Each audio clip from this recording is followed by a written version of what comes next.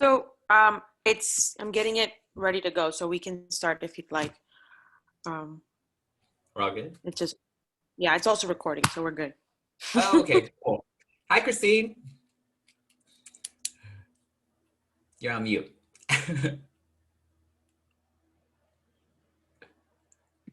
Hi. Oh, there you go. Welcome, Christine. Welcome to Investor Party. So let me do the introductions. Welcome, everybody. Investor Party is a nationwide mastermind of entrepreneurs and investors. We focus on financial markets as well as real estate. We are streaming live on Facebook, and we're also recording this for anyone who cannot attend. We also have an internal internal database where about 120 people in our mastermind group are able to download it and take a look at it on YouTube and such. Throughout the next hour, you're going to see some people come in and out in between their meetings and between lunch or wherever we are. Again, we're nationwide, and so some people have some stuff to do. But anyways, our guest of the day is my good friend, Christine T. How you doing, Christine? Good. Thank you for having me, Nelson. Appreciate it. So excited. You guys, if you do not know Christine, just know that she will be your go-to person for anything that is personal finance and tax related and abundance mindset. So one of the great things and one of the beautiful things that draw me and Christine together is our viewpoints on the importance of personal finance, but also working from the mindset of abundance. There's so much stress out in the world. I mean, it's not in the greatest of space when you always work from scarcity. So welcome, Christine. It's great to have you. Yes, thank you. Excited. So have you take the lead, Christine, introduce who are you and your business, T Financial Coaching. Yeah, so I started my business in September 2016. So, I was in the corporate world for as long as I can remember. That's all I know for 20 years. But then you come to a point where you're like, you're not really satisfied being at work. You don't feel fulfilled, the 9 to 5. And then, I was just starting to wonder if this is what I really want for the rest of my career. So, and I know I love personal finance. I'm really good at it. And then I was working with a life coach in 2016. And then she encouraged me to actually do financial coaching. And, because I really love doing that. So I did it for free in the beginning, just to make sure that I actually enjoy it. So I really love it. And then, so I end up doing that on the side. So for anyone trying to start a business, I would recommend you to keep your day job and then start your business on the side or weekend. So I did that, and I did for 2.5 years. So I think after 1 year, I switched this career. I switched career from data analytics to corporate finance, because I thought that, maybe if I was in the corporate finance, I can probably do that and then do my financial coaching. But corporate finance is so different from personal finance. You look at millions and billions of dollars budgeting, where I didn't feel that much fulfillment doing that, because I didn't feel I was making a difference. So personal finance, I feel I was making a difference in people's individual lives, and that's what I love. That's the impact I want to really do. So officially September 2016, I started the business. Then 2.5 years later, May of 2019, last year, I finally quit my job. So I've been doing this full time for more than a year now, and I haven't looked back. It's just been awesome. So one of the greatest portions about your journey, you and I gotten really close over LinkedIn, and you use that as a marketing platform to leverage your business. Pick and choose. Why did you choose LinkedIn as your primary source of marketing? Yeah, so when I quit my job, so May 2019, so I was, most of my clients actually come from Yelp or online, Google, Facebook. And so I knew I had to be on social media. So I have the choice of either Facebook, Instagram, or LinkedIn. So Facebook, I tried, but I didn't really have much success. I have clients who are already on my friends list who reach out to me, and then I didn't really vibe with trying to make my personal page into a business, because I like that just personal. So I said, okay, I don't want to do Facebook.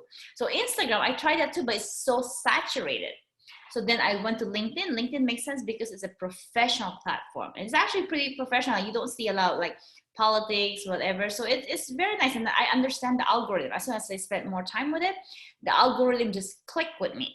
So then I started really spending time with, actually I was spending 2 hours a day. So for anyone who wants to grow on LinkedIn, you do have to spend the time. Even with Instagram, when I grow on Instagram, you have to spend the time. So I built an online course teaching everyone I know. So basically it's I grew about 2,000 followers a week.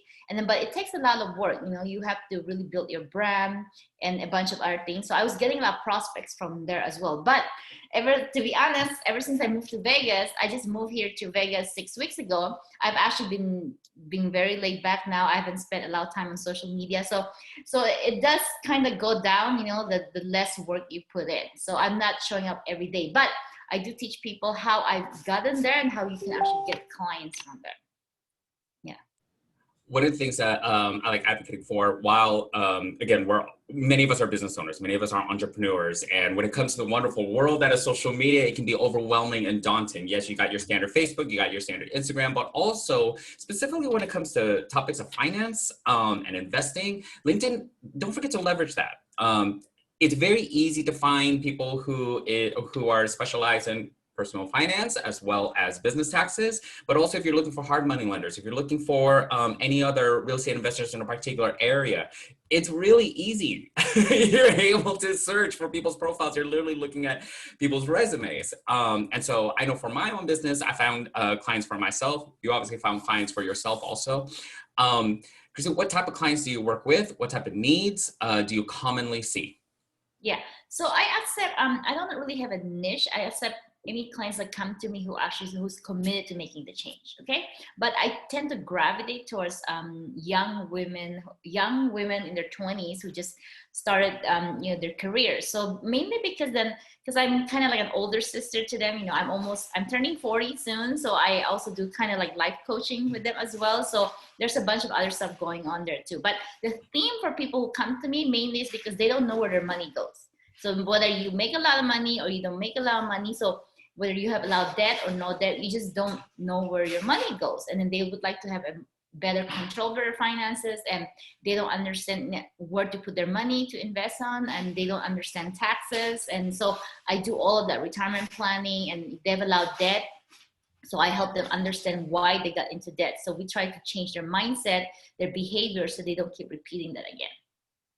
So I'm going to create an avatar for you, and I'm just going to put it out there. So I am, let's say I'm 30 years old.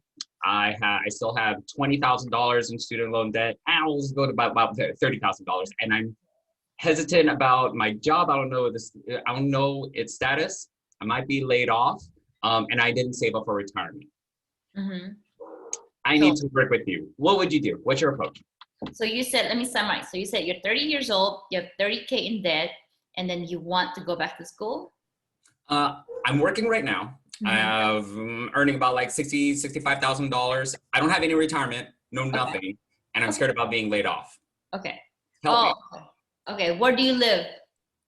The Bay Area. Christina and I met in the Bay Area. And I was like, yeah, we know about that. So my suggestion to that, so if you don't have any savings, so I did write an article, I'm afraid of being laid off. Okay. So the premise of that is that you don't have to be afraid of being laid off, because then the things that you have a strong foundation with your finance, meaning you have your 6 months emergency fund. So 6 months to a year, depending, how you figure that out is that ask yourself, how long will it take for you to get another job?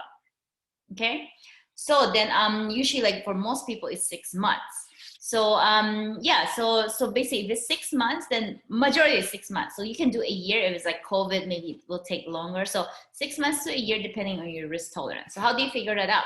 Figure out how much you need per month. Okay, so if you spend $3,000 a month, so times 6, you need $18,000 in your savings and checking account combined. That's like your cash account. Okay, so if you have that, then you don't really have to be afraid of being laid off. That's the worst fear of all. Just focus on doing your best and making sure you have marketable skills. So when you get laid off, so what? Like you can get unemployment, or if you're confident about what you do, you have your 6 months or emergency fund. You don't have to be afraid. Like companies don't usually care for you. So don't even worry about that. You cannot control that. That's just wasting your energy and your emotions on something that you can't control. What you can control is your emergency fund, making sure that you have marketable skills. So anything can happen. You don't have to worry because your financial foundation is very strong, and then you have a strong budgeting system. You are, doing all of that. So there's nothing to worry about. So that's why I always go back to the basics. Budgeting is so important. Yeah. Now, I created an avatar for a single person. If you see, let's say, a married couple with 1 or 2 children, and both of them are worried about getting laid off, similar situation. It's just now ×2 plus a couple dependents. Your particular approach, I know that you work with families. Yeah. So it's this. Excuse me. So it's the same thing. So let's say the worst case scenario, both of them get laid off, right? So then, I mean, again, it's the same thing. The whole family, they have to know what is their cost of living expenses for the entire family. So ×4 in the Bay Area, that might be, I don't know, $6,000-7,000, depending on their own rent, whatever. So let's say $7,000. So ×6, then you just have to make sure you do have that money. So I know it's a lot of money, but hey, you have kids, so you have to make sure. So it might take, so savings fund or checking account is not a place to grow your money, but there is a point to having that. The point is that when you get laid off, you need that. So there is a reason you need that, but don't even think about growing your money in a savings or checking. That's not the place to go. People always say, oh, it's only giving me 1%. Why should I have allowed savings? But that is not the point. Don't even worry about the interest, because you are technically losing money putting in your savings account, but there is a point there. There is a strong reason you need to have that, because then what if you get laid off and then like, let's say the market tank. Let's say, because like COVID, I mean, COVID hasn't really have such a huge negative impact on the market. So it's like the market is still going well, but let's say it tanked, like when the housing bubble tanked and everything. So what if it tanks and then you got laid off? Then you sell that, it's not going to be much. So if the investment went down, let's say you don't have much savings, you need the money. So where are you gonna get it? So you're gonna end up putting in your credit card. So you do need that, okay? So that's just for emergency, just for emergency purpose, that's it. And then so after you meet the 6 months worth of cost of living, then you figure out how to grow your money. That's where you put in the retirement account, investment account, whatever, investment property, like you said, some of your people here are into that. And then just whatever, there's so many ways to invest. So you look at, what works for you. So I go over all the options with my clients, and then I don't tell them where to invest. I let them decide which one to invest in, but we look at all the options, and option A, option B, and what are the pros and cons of each of them. What are some options? Typical, like some of the standard options. I mean, you must see the same customer avatar over and over again. Because something always reveals itself. Yep. So I teach them how ETF work. I teach them about how the market works, what is risk diversification, and then so the only magic formula is risk diversification and asset allocation. So nobody has a crystal ball. That's it. And I also discourage my client from investing into individual stocks. So it's all about diversification, either like you kind of create your so I tell them, example, you can either create your own portfolio ETF, like you can have a small, medium, large, and then diversify with international. And I show them the Callian periodic table. So for everyone who doesn't know, like Google that Callian periodic table, CALLAN. So you can see the historical return the past 20 years, how the different basket of asset has been doing for the last 20 years. Okay, so you can see the value. Like for example, like some people, they don't like to invest in international market, like emerging. So international has two main categories. I mean, there's a bunch of categories, but there's usually two main categories. The emerging market, which is their developing market. So like they're probably like Philippines, India, Pakistan. So they're just developing. Okay, then there's the developed market, which is probably like Japan and then most places in Europe. So they're developed market. So if you see during the housing market bubble, like you look at the Killian periodic table, you can see like there's a lot of years when it was down here, the emerging market did very well. So that's kind of like when you're well diversified, so you kind of pad each other up. So you want to be invested worldwide. But with COVID, I think it affected worldwide. So there's nothing you can do about that. Like you just cannot control the market. So when you invest in the market, it's for the long term. So I show them what is ETF, how to read through that, how to research that, how to go to Morningstar. And I also teach about target fund, like target retirement fund. So if you don't want to buy your own basket, how can you pick a target fund, or like, how to read through it, what works best for you, how target fund works, and how they reallocate that every year. Bonus question. 401ks or no? Your opinion. So, yes, I do like 401k. I mean, like there are two types of 401k. So there's two types of ways to save for retirement. There's the 401k that's only through your employer, or the IRA, which is outside your employer, right? Within this two, there's the Roth 401k and traditional 401k. With IRA, there's traditional IRA and Roth IRA. Okay, so yeah, I am a fan of if 401k. The best thing is that if they match, then that's even good. When I was working at Visa, they're matching 200% for the first 5%. So technically, it's 10%. Wow. So there, I mean, it was a very good company. That's why I was struggling to quit my job at first. But you know, I mean, I'm not making as much as I used to, but I'm a lot happier. So I have no regret about that.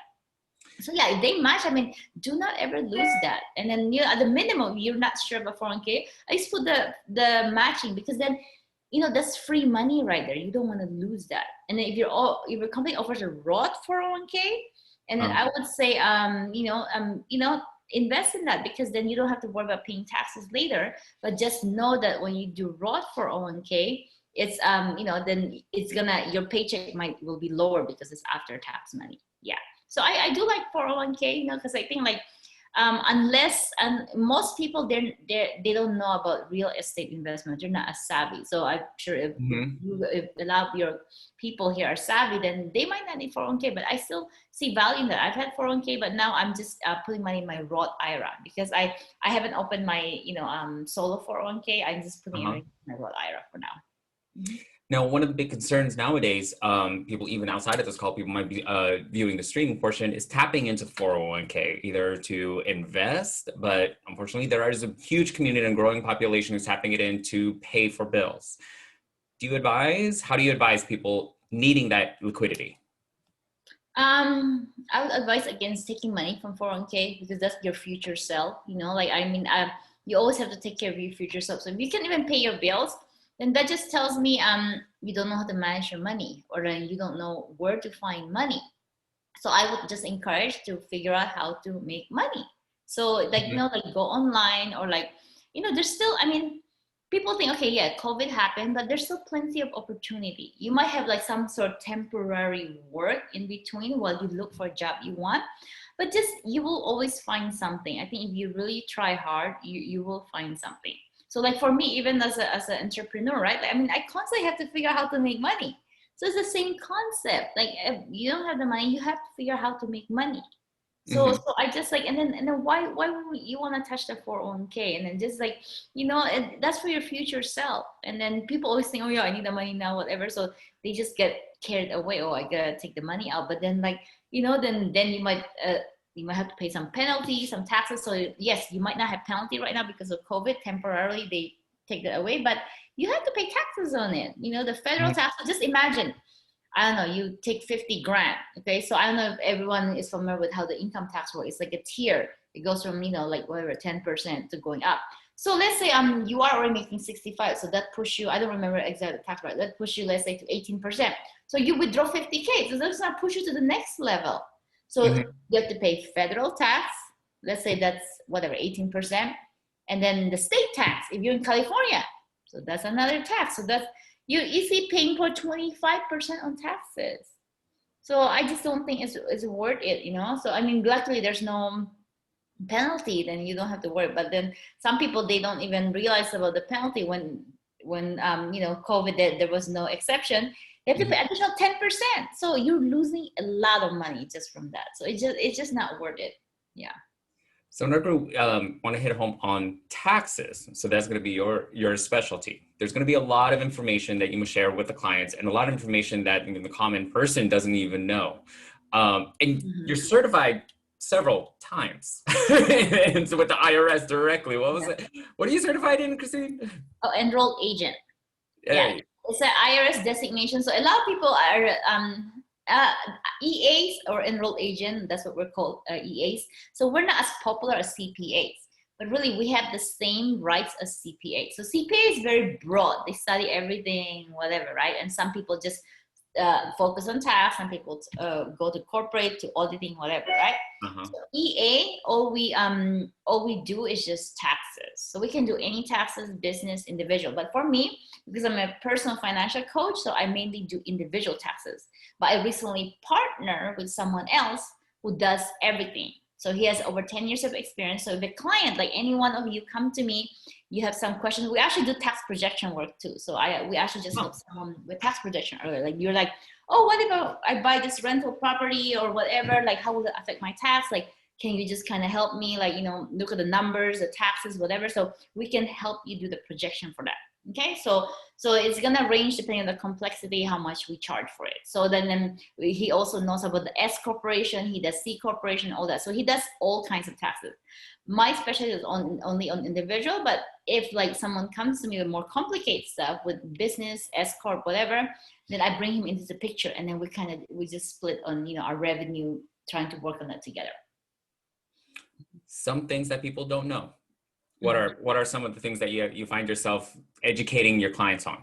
Oh, just they don't know how to read the 1040. They don't know what income tax bracket, how it works. They don't know what a long-term gain bracket work. So then I tell them, like, you know, sadly, I mean, the tax code was written by, you know, Congress, right? So then it's like, if you look at it, like it's really meant to help the rich people, because like most rich people, they invest. So long-term gains, if you look at the rate, you will see that once I show them the difference, like, yeah, that's why the rich people, they don't really work, have a salary, they mostly invest because of the long-term capital gains tax rate. Mm-hmm. Yep. And we talked a whole lot. Well, you're walking into this community where at a certain level, many of us have gotten that concept. It's like, this is one of the reasons why we want to be entrepreneurs. We want to take advantage of all the tax incentives, moving into the B and the I quadrants.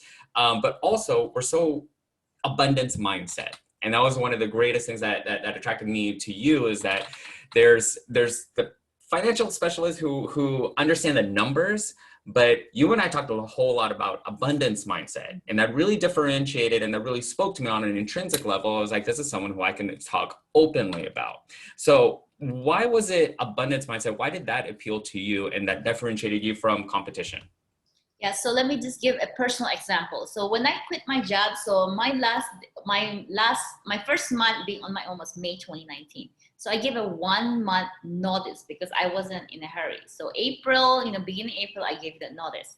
So I was going back and forth. So I was terrified because then I was making money on the side, but it wasn't enough to make a living off. You know, it was only a few $1,000s a year. So obviously it wasn't enough.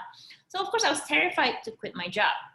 So I going back and forth, you know, like I was going to the pros and cons. I talked to a lot of people. So what has really helped me, several things that helped me, is like I made sure that I have at least probably have a year worth of savings, because I said, I'm gonna give it my full year, give it my all to see if I actually can make it. So if I'm not, I can't even make it, I just have my savings to tap into, right? So that's one thing. The second thing is that I did my retirement planning. I also do this for my clients, or I teach them how to create their own retirement plan. So then my retirement plan is based on, hey, what if I'm not profitable till I'm 70? And then like after 70, I'm gonna start taking money out. So not profitable is my worst case scenario, meaning that if I'm not even making enough to pay for my bills, then I should just go back to corporate. So that was based on like being able to just cut it, just pay my bills. So till 70. So I made 70 because then I'm gonna stop, like, you know, maybe right now I'm estimating not to accept any more clients, whatever, but I'm gonna keep working till whenever, but that's just my projection. So 70, so I'm gonna start distributing 70 to 90. So 90 is the age I'm estimating to expire, because like I don't want to just sit on my deathbed like till 90. So yeah, I have enough money, you know, like even now, so I moved to Vegas, my cost of living went down, right? So in Vegas, then I'll be so basically I actually can start probably taking some money out earlier. So it's gonna change a little bit, but we're just going back to last year when I was doing this projection. So I did the retirement planning. I did that, so I make sure I have savings, and then I also said, hey, the worst case scenario, after 1 year, if it doesn't work out, then I'm gonna go back to corporate. The corporate will always be there, okay? And also, like, I also changed my all my packages, because I was doing pay per session, but that doesn't work, because like you're gonna need like 20 clients a month. So I changed it to just packages. So I only need a handful of clients. So so that, and also just having that mindset, I just changed my mindset, because a lot of like advisors, they like to do a retainer plan because the clients is always there, right? So for me, my model is about having new clients every single month. So but the thing is that having an abundance mindset, so for me, I need only maybe 2 to 4 clients every month, right? So if you multiply that, you know, let's say I need 4 clients. I'm turning 40 now. Let's say I'm gonna work till 70. So that's literally only like 2,000 new clients over the lifetime to be profitable for me. So if you think, look at that, I mean, the population, like where can I get 2,000? That's easy, you know? So if you think about that, like how many people are out there, how many people really need it, there's really nothing to be afraid of, you know? So I think like a lot of people get caught up with like, oh yeah, I was making 5-digit amount in my work, so I need to replace that. But the thing is that you just, you know, like I just gave that up. I said, you know, for me, I just want to be profitable, you know, make a living that, and then live a lifestyle I love. That's the most important thing to me. And then my retirement plan, I'm comfortable. I have enough money even till 90. I have quite a bit of money still left. So that's based on a very conservative projection, like, you know, based on high inflation rate, low rate of return, like 4%, you know, that's very low. Usually it's about 6% to the conservative. So, and I did tax projection as well. So I take everything into consideration. I even have 3 CFP, Certified Financial Planner, to review that just to make sure I didn't miss anything. So I did it. So yeah, I have enough. And then like, why stress over it? I think some people, their goals are kind of misplaced too. And then they end up just stressing themselves out. So that's why you want to focus on like, go high level, what kind of life you want to live, how you want to retire, and then go backwards. Like, hey, this is the life I want to live. So for me, I'm living a life I love. The only thing missing is to go traveling. So once COVID is up, I'm gonna go travel. So yeah, go traveling. So look, I'm living a life I want. Like I have, you know, my schedule is I set my own schedule.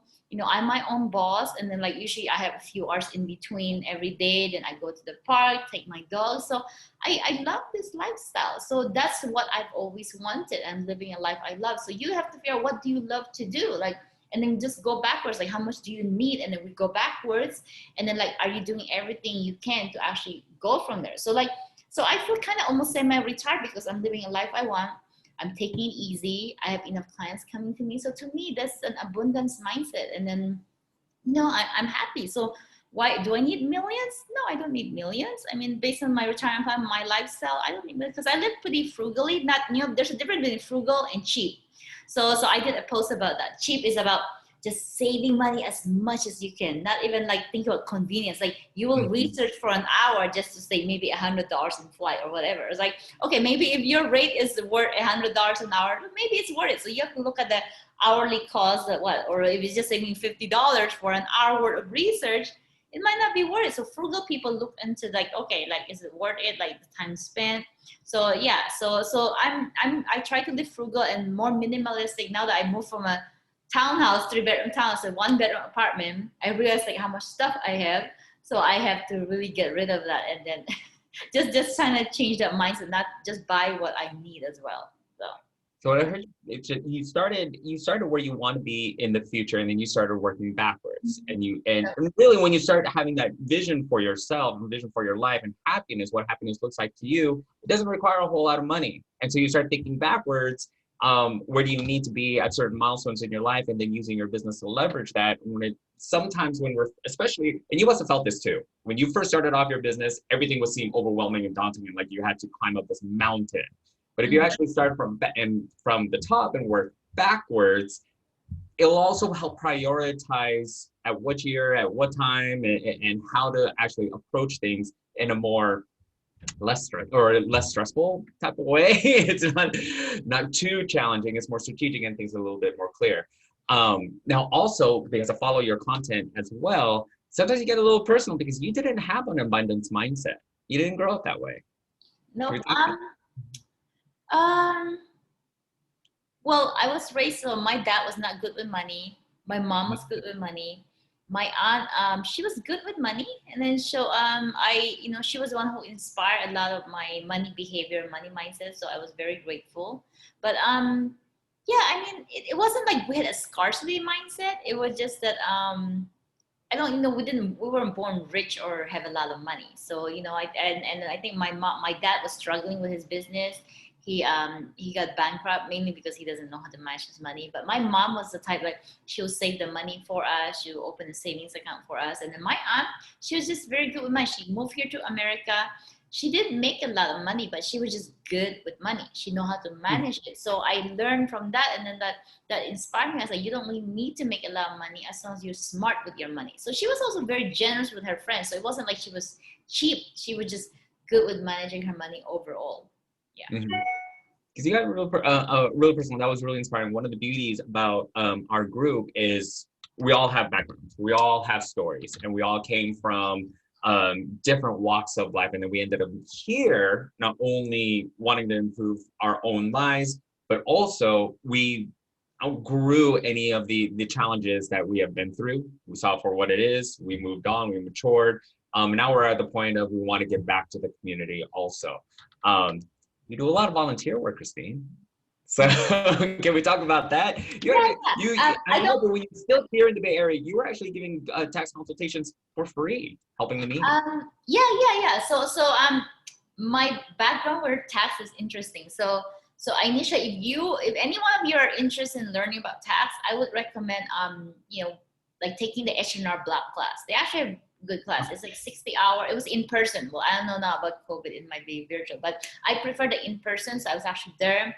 I was forced to pay attention, and then you get to meet people. You get to interact with the teacher directly. So I enjoyed that. It was a 60-hour class. That's for California. So depending on your state, like, okay, so here's the thing. A lot of states don't even require you to have any designation to prepare your taxes. California is one of them.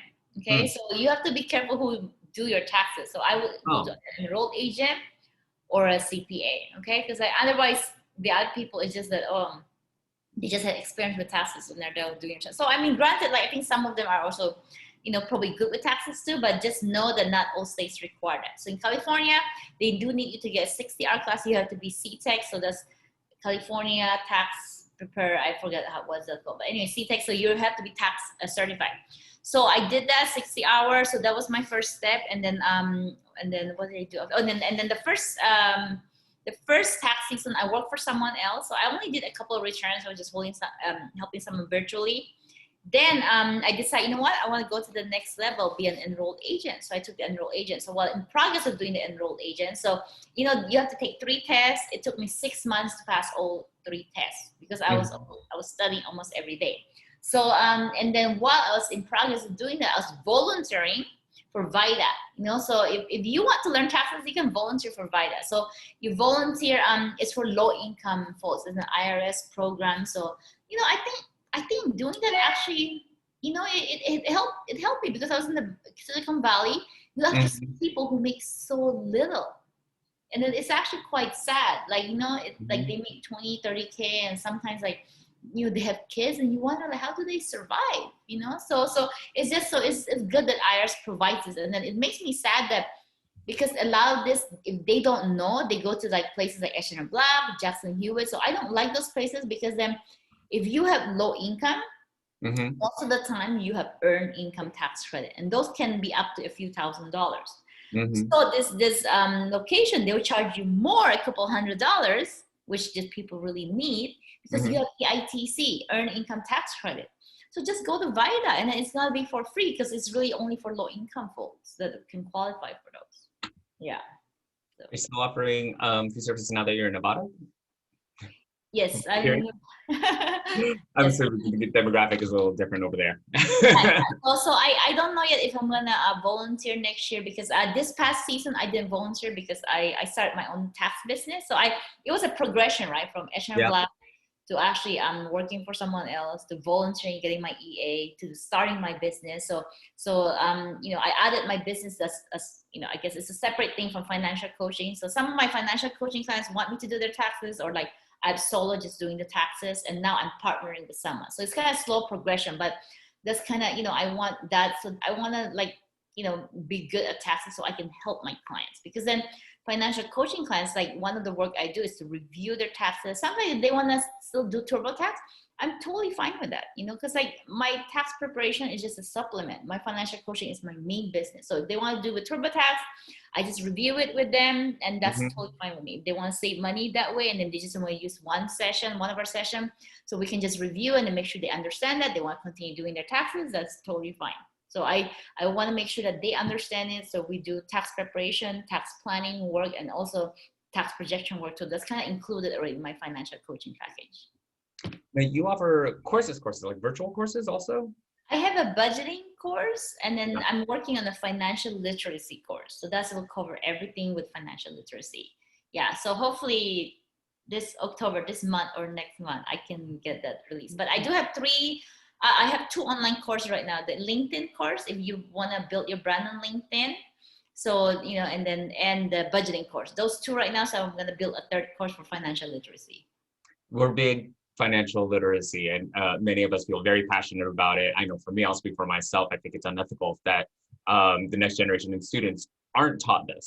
I mean, they're not taught wealth accumulation. They're not taught about taxes. They graduate and they're instantly, well, not instantly, hopefully they enter in the workforce, but they instantly walk into the professional careers working for someone else. Mm-hmm. And the whole system is just turning out people to work for someone else and get W-2 income.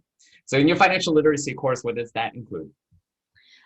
So I'm going to go over everything from the debt, how to budget, like, you know, tax planning, how to read your taxes. So retirement planning, investment, pretty much everything. And also we'll talk about money mindset, abundance mindset. So I'm going to put everything, like pretty much I teach my client into the course.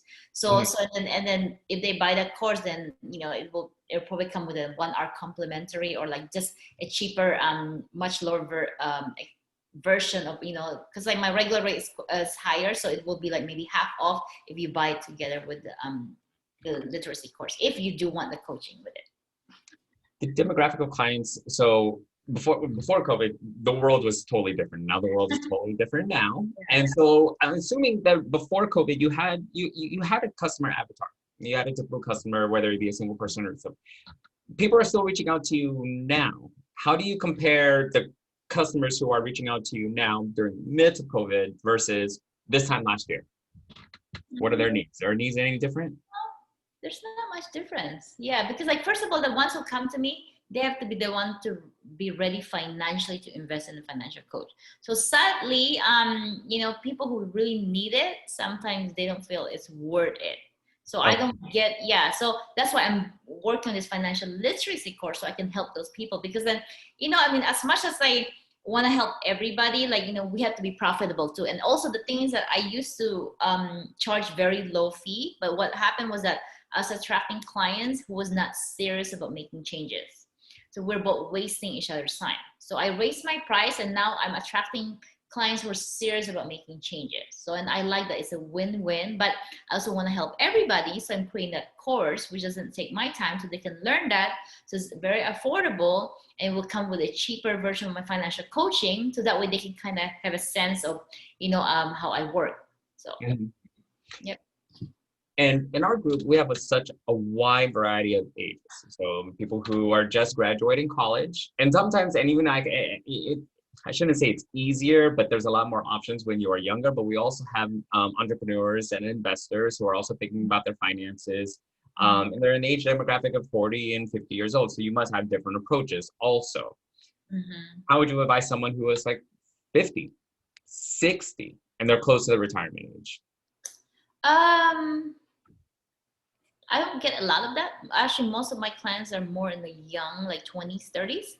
But I do get some of that too. So if they're about to retire, I mean, usually, I mean, you know, I'll just help them with their retirement planning. So they're usually the ones who are more interested to do the retirement planning. So I'll show them how I did my retirement planning, and then they can create their own version of it, and then they can see if they have enough money, so they can be in charge. Because my goal is that I don't want to manage your money. I'm not investment manager, so I don't want that. I believe your money is your money. Nobody should care about your money but you. Okay, so I follow the philosophy. I will teach you how to fish. So instead of me fishing for you, I will teach you how to fish. So retirement plan, and usually their main concern is really, do they have enough money for retirement? So we'll talk about the option, like we'll talk about annuities too, or like, I don't know, maybe it's not too late for them to have a rental property. Then sure, if they have the money, they're willing, you know, to be landlord or figure out other ways to be an owner, then that's up to them. And gosh, I just had another question.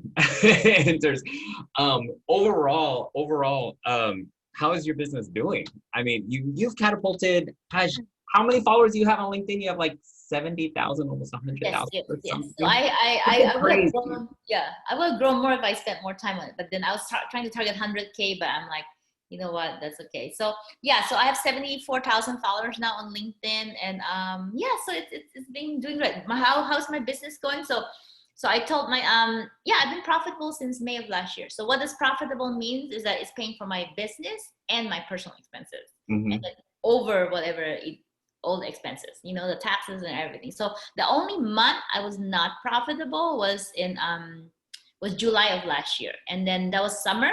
So and then when I talk to other coaches, they say sometimes summer is slow because they're busy going on vacation. They don't want to think about it. So this time it's kind of weird. But yes, since after that, I've been profitable. And then when I moved to Vegas, I accumulated a lot of expenses from the moving, but I was still profitable. So I've been very blessed. And, you know, I always maintain this positive mindset, this abundance mindset. I always say, you know, the universe has my back. Money always come to me. Money flows in all directions. You have to really feel and believe that. If you say something, you don't believe that, so something's going on. So I work with my client on like what is going on there. So for example, like one of my clients, when I say making money is easy, she's like, she doesn't believe it. So she thinks making money is hard. So then we have to go. It's like, why do you think making money is hard? Because like all her life, she always feel in corporate where she has to work hard, like long hours to make money. So she was kind of trained that way. Is that, you know, then it doesn't have to be hard. Making money can be easy. And I believe that I truly embrace making money is easy. And then it has been easy. My life has been easy. Money just comes in. My, you know, clients just come in, prospect coming in. So it does work. You really have to work on energy, always be in high vibration, always be happy, always be grateful, always follow your heart, always you know, just always just be happy. You know, I mean, like overall I can say I'm 90% happy. You know, we're human, right? So there's gonna be 10% we're low. We're not a robot, but you have to always be happy 90% of the time. If you're not, then something's going on. You need to like go within and then figure out, like, you know, what's going on here? Why am I not happy? Because life is too short to be happy. You have to enjoy life now and also care for your future self. Yeah. And money is just there to help you. It's not the end, you know, it's just a means to an end. Some people get so caught up, I need millions and millions. It's like those people are kind of lost, I feel, because they keep grasping for something. You know, look at what your soul wants, what is meaningful to you, what kind of life you want. And money is just there to really just support that, because we need money, you know, like, I mean, you know, to be happy, I feel like you need some sort of money. Like people say, oh, you don't need money to be happy. It's like, no, that's not very practical. So I'm practical. You need money to be happy. So but there is a premise, like for example, Michael Jackson, right? He had a lot of money, but he wasn't happy. So you have to be happy first and foremost within yourself to even enjoy the money you have. Okay, so money does not bring you happiness. Like you have to find happiness within yourself, and money can make you happy, so you can enjoy the things that you want to do that you know will continue to make you happy. And money is energy. It goes around. We give it away. It comes back. It's easily generated. And if you look close enough, there's always ways to make more money. Yes, exactly. Where did you learn all of this? What books did you read? What books should you think we should read? I'm a very spiritual person. So I take a lot of classes in spirituality. I'm not very woo-woo, but I'm spiritual. So I mean, I don't know. I just read a lot. I go to classes. I go to like this spiritual class, like, you know, we're like a program for, you know, this, like, they call themselves a church, but like we talk about spirituality, like, you know, we meditate there, we share about stuff. So it just brings you more grounded, and just like, I just love being out of the community where we talk, you know, it's like a church, but we talk about spirituality. We talk about energy. We talk about, you know, like just cleansing our energy, you know, just being grounded, and then, you know, we meditate for an hour. So I'm really into that. But there are some books, like for example, I mean, I haven't finished reading it. Jen Sincere is good, you know, You Are a Badass. You got to finish it. It's and good. There's a You Are a Badass at Making Money, if you want to be just focused. Oh yeah, I was like yeah. So yeah, there's like if you want about psychology of money, there's Dr. Brad Clance. He has a Mind Over Money. I interviewed him. For everyone who doesn't know, I have I'm on iTunes, so look for me, Life and Money with Christine Tay. So that's my full name. So you can just do Christine Tay. I'm sure there's not a lot of people who are Christine Tay. So yeah, there's one of the episode there. It's with Dr. Brad Clance, you know, about money mindset.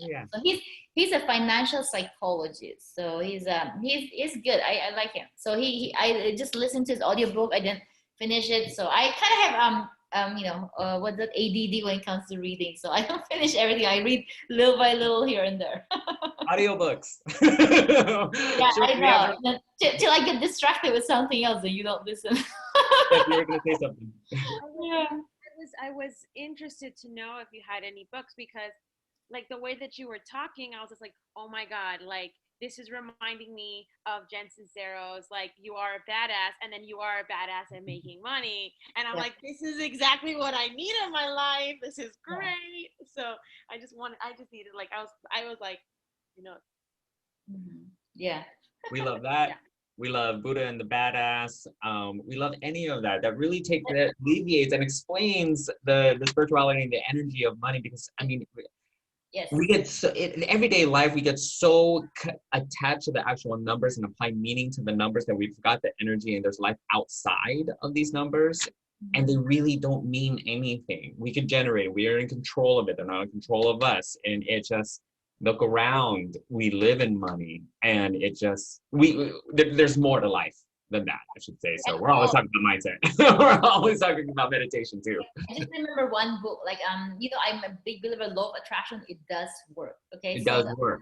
yeah, so when I quit my job, I read this book. So there's two books that helped me shift my mindset. The one is The Universe Has Your Back, which is from Gabrielle Bernstein. And then the other one is Ask and It Is Given. So it's actually it's supposedly it's written through like a communication from the spirit to someone else. So it's like, and she's writing how like, the word, the pretty much just focusing on energy. And then like it gives you some exercise, like, the goal is that you want to be in high vibration all the time. So give you this exercise. Like if you're in this vibration, like give you extra how to get to this, and if you're on here, how do you get to the next level? So it meets you where you're at. You can't be expecting, oh, you're low vibration, then you're gonna go up. So I love that it gives you like different exercises depending on what level energetically you're at. But the goal is that it's all about how to be on high vibration. And usually the easiest way is to have the attitude of gratitude. Like when you're walking, like like I'm just thankful that I have my dogs. And then like usually like I'm big thing into positive affirmation that I always say, I'm always new inspiring content comes to me. I'm inspired by new content. And usually like when I was posting on LinkedIn every day, like during my walk, during saying that, like I just new message coming in, like, oh, I want to post about that content. So it's very inspiring. Those usually always do well. So I usually always speaks from my heart, what can resonate with everyone, what can give value to people. So. I'm a big believer of like what you resist persists. So if you resist having a different conversation around money, that money is there to like not be on your favor, like you're going to keep, money's going to keep coming to you that in that way. It's going to still talk to you in that format. So if you are able to accept money as a tool and really respect it in the sense of like it's there to help you, and it's there, and when Nelson also mentioned that like when you give, you're allowing for you to receive. I believe that as long as when you're giving, it's giving with openness and with abundance as a mindset. If you're giving out of obligation, which could potentially feel like resentment over time or whatever, that's how you're going to keep on looking at money, through resentful eyes, or with this resistance to having a better relationship to money. So like that's what I've experienced lately, right? As I'm going through my own journeys and stuff like that. So I love having you on this call because it's so great. Yeah. Like when I was looking at your LinkedIn, I was like, what? She like changes the conversation around money. Like I'm all about this. Like, yes, let's go. What do you think I brought her on? She's different. She's part of our community now, Steph. Christine, you're not going anywhere, by the way. Welcome. We have your contact information, by the way. And we're like keeping you here now. Yeah, you accepted the invitation, Christine. So, Thank you. one of the coolest things, Christine, to let you know, and again, we talked about the entrepreneurship, we talked about our organization as well, but we also have a nonprofit arm as well, the Sherlock Holmes Foundation, where we acquire properties and we give them back to charity to assist and change the conversation of homelessness. One of the challenges when we first began was like, oh my God, how are we going to do this? Because in theoretical, it was a great idea and an ambitious dream of our founder, Jacob. You know what the weird thing about the law of attraction and abundance mindset? Nowadays, we don't have a shortage of houses. We actually have a shortage of staffing. Suddenly, out of nowhere, out of all these major markets, people have been giving, literally asking, hey, I have a spare house and I have this, I need to convert it. I just want to give it to you. A house, houses, plural, around the country.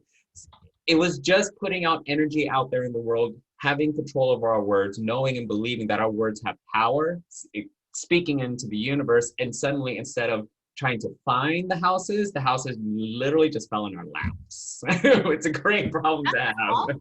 That's awesome. I love it. Yeah. So we are changing the world. It feels great. Yeah.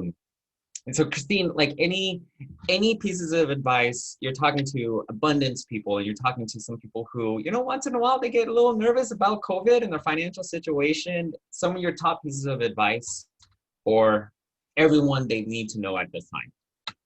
You know, yeah, get your finances in order. So budgeting is the structure of the house. Okay, so you really need a budget. Most people need, unless you're Bill Gates or whatever, you can just hire someone to manage your money. But most average people need a budget. Okay, so I mean, you can just start with a pen and paper, whatever. Just track everything that goes in and out. Because if you don't track, you don't know where your money goes. So whether it's spreadsheet, Google Sheet, you know, online apps, you know, Mint, but Mint is more passive. So Mint or YNAB, you know, that's called You Need a Budget. And I use a spreadsheet mainly. I love spreadsheet. I do my retirement plan spreadsheet. I do a lot of analysis in my spreadsheet. So everything. So yeah. So and my budgeting course is on a spreadsheet as well. So I teach people like my way and what I teach all my clients as well. So that's in the budgeting course. So just have a budget. Just know where you're at. It's just, you know, I've had a budget spreadsheet for at least 10 years now. And then I love it because then I know exactly where my money goes. And I'm like, oh, what did I spend last year? How much did I spend on taxes? And I can just go to the budget spreadsheet. So it's just make things easier. And then if you have that, you are in control. Just remember, when you have a budget, think about it like you are the boss of your money. Your money is the employee. So if you have a budget, then it's like, you can train your employee to be a good employee and not just like spend, whatever. So then over time, you build that trust. You're like, oh, I can rely on my budget and I don't have to stress as much. So, yeah. Our face is like, never thought of it that way. Make our money work for us. Okay, I should create a post on that now. See, it just yeah. Take a screenshot of my face. That was my natural. That was my reaction. You can use that.